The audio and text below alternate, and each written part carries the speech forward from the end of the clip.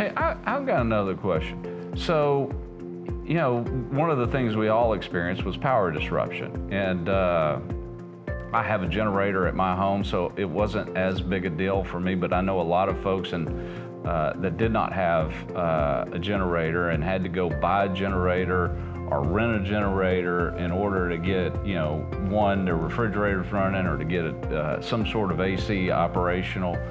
Is that a covered event? Is there any coverage in your homeowner's policy for something like that? Well, that's a great question. Every policy is different. Although they're similar in so many ways, you can get an endorsement for almost anything on your policy.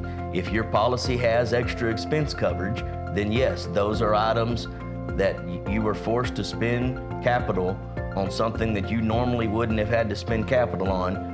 To me, that is an extra expense. Definitely in commercial policies, that rings true. Homeowners, it's going to be a case-by-case basis, but always ask your carrier.